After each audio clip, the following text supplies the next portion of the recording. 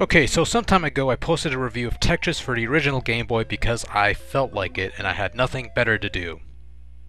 But yeah, some time ago I posted a review of Tetris for the Game Boy, a game that I think just about everybody has played on this planet, and if not, then it's still entirely possible that you still played Tetris somewhere in some format, someplace, somewhere, I don't know. It's a game that everybody's played in some format or another.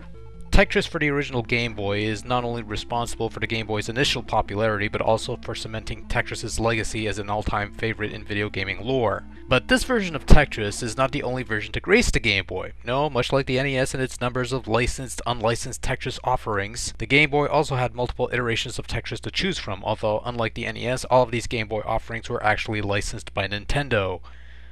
That is, unless you come across a pirated third-party hack edition nobody's ever heard of. I never did, so instead we're going to look at Tetris DX, a colorized version of the Game Boy Classic for the Game Boy Color. Tetris DX comes in one of those black Game Boy cartridges, which means you could pop this into an original Game Boy, or one of those Super Game Boy accessories that you plug into your Super Nintendo, and you could play the games just as well, which is opposite the transparent Game Boy Color cartridges, which only work with the Game Boy Color. One question comes to mind, however.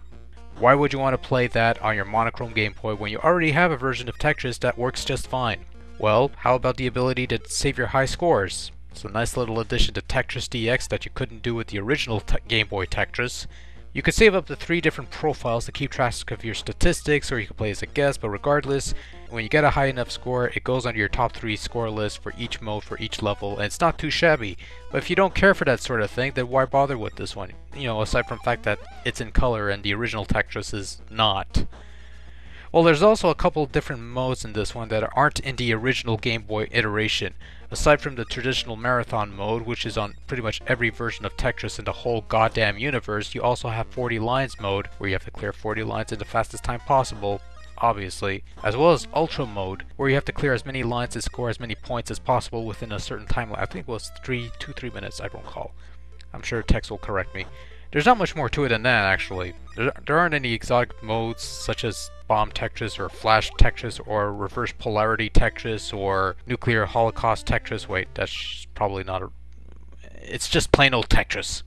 It's the same classic Tetris gameplay, that's really all there is to it, and that's all you really need in the long run. It's probably pointless to discuss graphics in Tetris DX, but for what it's worth, the main gameplay visuals look like a colorized version of Tetris on the original Game Boy. In fact, if you play this on a plain Jane Game Boy, you hardly notice a difference between the two outside of some minor details, if you even care. Playing this on a Game Boy Color or a Game Boy Player adds some interesting effects, such as shifting colors in the background and whatnot and the like. It's a nice effect. Doesn't really add much to the proceedings, but it's a nice addition nonetheless. The menus look rather nice, the intermissions are fairly entertaining enough, there's not much else to say in this regard. Sound effects are recycled from the previous Game Boy iteration, which is okay I guess, not a big deal or anything, nothing special there. There's a couple new jingles tossed in there, they sound alright, the music tracks in Tetris DX are alright I suppose. But personally I prefer the tracks found in the original Game Boy Tetris. Oh well, not too shabby in any case. Overall, Tetris DX is a fine rendition to classic Soviet wait, that's the other one. Let me rephrase that. Tetris DX is a subtle, yet pretty decent color upgrade to the original Game Boy Tetris. I wouldn't necessarily go out of my way to track this one down if you already own the other Tetris on Game Boy, as the differences don't really merit enough of a repeat purchase if the earlier version more than satisfies your needs. Tetris DX does keep track of your high scores and overall progress, and there's a couple additional modes on there as well.